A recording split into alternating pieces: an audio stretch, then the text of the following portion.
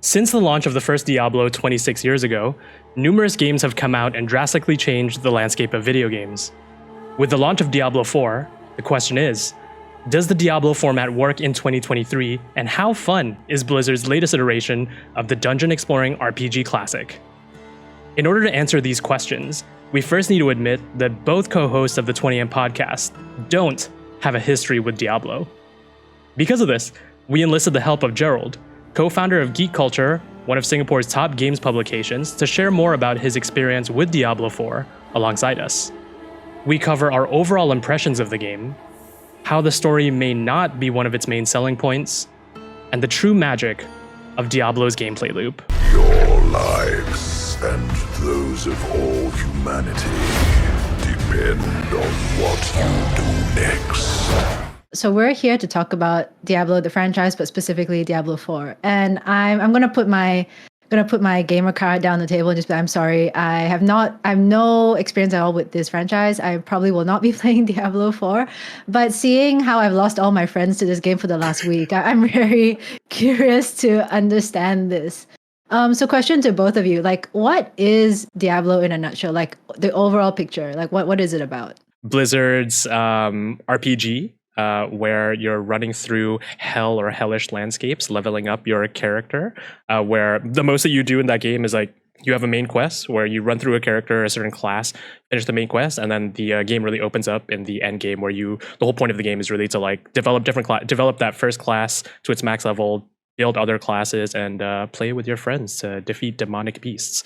That's my understanding of Diablo. But Gerald, as what's your experience with Diablo, and how do you describe Diablo to people? Arif, you actually described Diablo pretty well on what is the intro to Diablo as a 101. What really draws people in and what makes people stay in Diablo is, I think, the power grind. I like to describe this as in real life, you might not feel as powerful as you normally would, but in the game itself, you always have that chance to improve yourself just incrementally. Each time you slay a monster, and then you hear, and the audio is what really wins it, is that if you get a legendary drop, you can hear, it's very loud, that sound. It's a ring, a jingle. It gives you that, I think, a bit of an addictive personality, and think of it like a gacha game, where each time you're running a game, a dungeon, Totally. you always have the chance, okay, this is the run. I'm going to get my items right now. I'm going to improve my gear, and then that's why we have phrases like, okay, my build has finally come online, because you're just missing that critical item that magically transforms your character into a powerhouse that will just smash through enemies pretty easily and cut them through like a hot knife through butter. I just gonna say, like, Gerald, the gacha game thing is so, I never occurred to me before, but you're so correct. Because for those that don't know Diablo, the whole point is like you build a class, right? So for example, I start as a rogue, and there's different ways you can build that rogue, but it's not only dependent on your skill tree, but dependent on the weapons that give you those buffs, right? So you're totally right. Maybe that's why I love Diablo, because it's like, I'm grinding my friends like, ooh, legendary. It's like, oh my God, that has the thing that I need, right? And you put it on. And then most times it's like, that's a crap equipment. Let's do another dungeon really quickly, you know? To your point about the rogue, right? What rogue are you playing right now? Twisted Blades Rogue. So what I do is I little poison, and then I have my little knives put in, like stabbing into little beasts, and then I move away, and those knives like just rotate around me and kills other beasts. So it's just a gore fest of a knife swinging. I swear to God, this for audio listeners, you're missing out, because for video podcast listeners, this is exactly the Twisting Blades, right, Gerald? The sound design is actually very amazing. I played Twisting Blade Rogues up to 44, and before he died, I was playing hardcore. And each time you do the ability, you hear like shing, shing, shing, shing, shing, shing. It just comes all the time. It is very satisfying when you see the blades fly, and then after that, and you notice that the effects of the enemies that you're fighting, right, they actually get sliced in half. Their head gets lopped off. Oh, I never noticed that. Oh, wow. Because everything's moving so fast, there's so much effects. I think these small little details that is very hard to pick up, especially when you're playing a rogue, Arif, because you're moving so fast. I like to say, from my time playing World of Warcraft, playing a rogue is like playing piano, because you're going 1, 2, 3, 4, 1, 2, 3, 4, 1, 2, 3, 4, 1, 2, 3, 4, doing the repetition. Totally. And you're clicking all over the map to quickly move from position to position. But to your point, I think what really puts it all together is because right now it's so focused on anything that's melee or daggers. But the real game changer is what happens if the legendary bow dropped. And it's Oh, so totally. amazing. And then you'll be so tempted. I've never tried a bow before. What if I try this build? And then boom, from a melee, you go to a range DPS, and then your whole game actually changes. Sometimes it drops a legendary weapon that's not in my class, and it looks cool, and I'm like, do I start a barbarian build right now? It's like I'm not even done with the main quest, right? Or it's like I've already grinded this character out to level 50, and then you find another aspect that's like, oh, that like aspects are basically the extra abilities on weapons or armor, and you're like, man, Necromancer sounds pretty, like, maybe it'd be pretty fun to run it, right? So maybe a quick logistical question, though, before we get to that kind of like thing is, Gerald, where are you in Diablo? How many hours have you put into Diablo? And what characters are you running right now? My first character was a Outlash Sorcerer. I got her to 57 before I got overconfident, ran a dungeon, and died. And can you explain this like this hardcore? What happens if you die? Yeah. If you die, you die in real life. Is that the Well, yes. In short, yes. feels like it. You emotionally are dead in real life.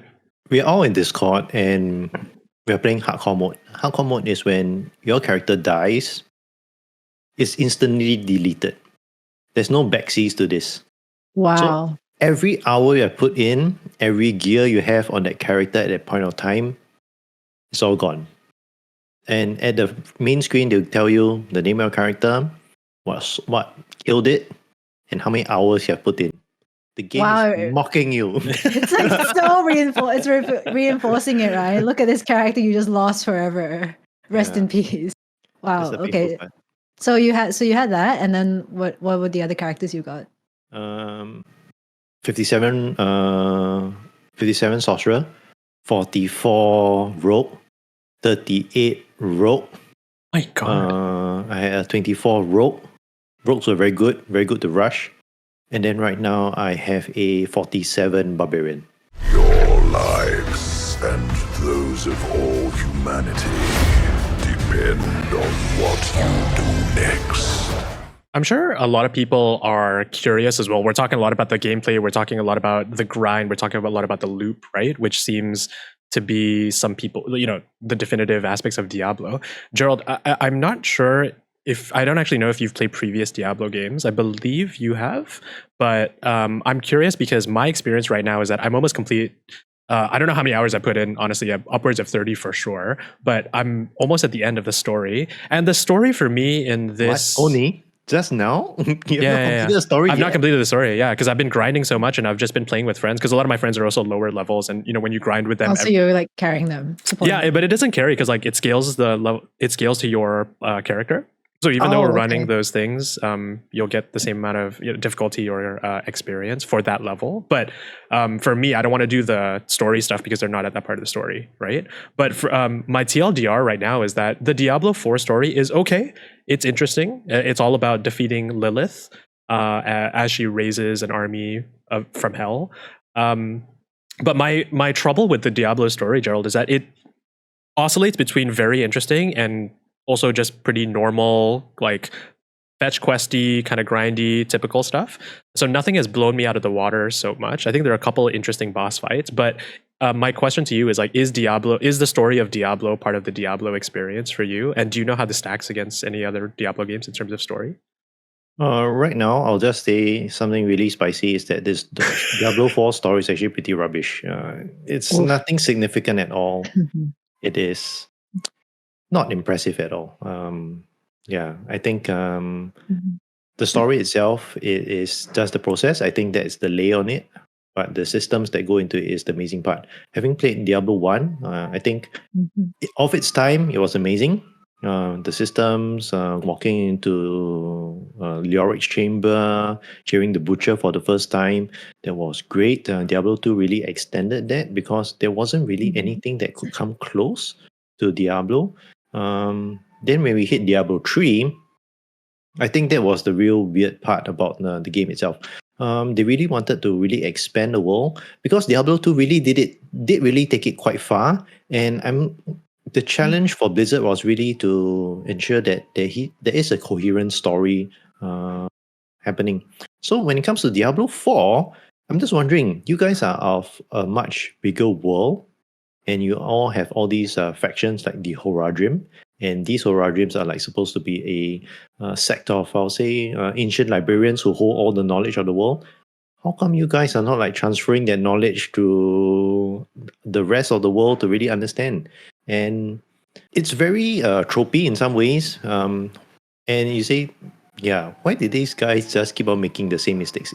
It makes you a bit makes you a bit no not really. Especially if I'm very involved. If I'm very involved in the story, right, and say this is a horrible, but I'm not really that invested in it, so it's okay. Thankfully, and I know that the story just simply allows the player to move forward into the game itself. Other than that, the real goal for me, the way I play Diablo, is really the friends and the loot and the grind itself. That's just super interesting to hear. Like, I mean, a lot of games we've, I guess, reviewed or talked about on the podcast previously are very like story focused or story driven.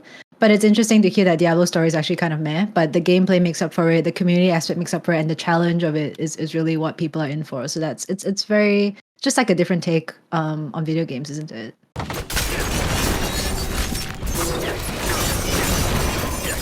It's very interesting that you guys have brought this up, especially when you guys are coming in with fresh eyes.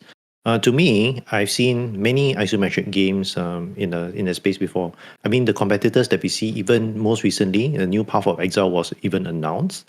The real question here is that what makes Diablo so special, and what is it that Arif made you really want to come in to play the game? Is it the hype?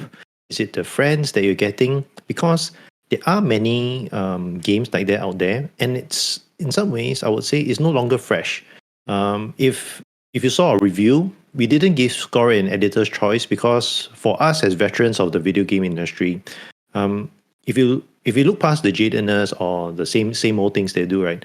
Diablo in itself, this title, it still can be best described as, well, it's still Diablo. So I wouldn't say that there is anything super new to it, but yet it's polished to a mirror shine for this, and it's good that it's able to bring in Arif yourself and hopefully Sam one day. You bring up an interesting point there, Gerald. The reason why I picked up Diablo is mostly because of the FOMO, where I've heard about this franchise. This is like one of the temple gaming franchises, I would say, of like, especially Blizzard, especially like, this type of game in this genre.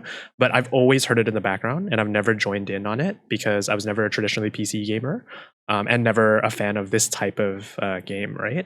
But I'm so glad I did, because it's one of those things where I'm actually curious to see how long I stick with it. But right now, anytime somebody says they're online, I will join them. And so long as that will continue, I will continue to play Diablo. But the grind and the fact that like I'm excited about potentially building new classes totally scratches the RPG itch that I've always had growing up playing games, where, if they drop like 3 new classes at the next update and I see gameplay and I see some streams about it, I'm like, I bet I'm totally going to be like, I should build that. I should build that to see how fun it is. So I'm curious to see how long this game will, kind of capture, because I know Diablo 3 has had a really long like life cycle. But it really is that FOMO. It's really that community aspect. And I think Blizzard is really leaning into it, whether it be the ads, whether it be like Megan Fox is doing death recitations. Is she? There's one thing I love, it's the sight of blood. And in Diablo 4, there are rivers of it. Show me your worst endgame death with hashtag Diablo deaths, and you might get a eulogy from yours truly, telling the world that you went out like a hero. Or a chump. The game is, what you're playing in the main story quest is just getting you to the end game itself. And I feel that a lot of people might fall off the horse, especially if they're not able to get to to max level. And the next thing here is that what you said is pretty true. You get to start to be pigeonholed quite a bit into specific builds. And that makes very little diversity. And let's say if you're always playing as Spinning Blades Rogue, right? There's going to be other ways to play the rogue, but no one will actually do it because it's not optimized. And I think as a gamer, a min-max gamer in some ways, that's quite sad, because Blizzard has built so much more content into it, but not everyone is actually seeing it. That's why I think I'll say to anyone who's listening, if you want to play it your way, just have fun. Just play it accordingly, and It's going to be a grind, but don't worry, you'll get there one day. Totally agree as well. I think in a lot of other games I see, like if players focus too much on the meta builds, then everyone just builds the same thing without exploring like what else there is to offer. For sure. I guess last thing, Gerald, is like where can people find you? What do you want to shout out about Geek Culture? You know, Reno and I are huge fans of the publication, but where can people find your stuff? Okay, pretty much geekculture.co.com is .co. Just go on the website, follow us on all our socials. If anything, I love to give this plug, and I've been practicing quite a bit, especially when I end my Twitch streams, is that thing that I usually tell people these days: if you see an article on Geek Culture, share them with a friend and tell them how much that article reminded you of them. And then that way you can have a conversation, because that's really the best way these days. When it comes to social, everything moves so fast, but with an article, you can share them and start a conversation. Maybe reconnect with a friend that you have not spoken to in a long time. I'm gonna do that right after this. I'm gonna find something on Geek Culture and share with Arif and be like, I just thought of you. Thanks for listening to our Diablo 4 review, and thanks to Gerald from Geek Culture for joining us on this episode. If you want to hear our full episode with more thoughts on Diablo, you can find it right here.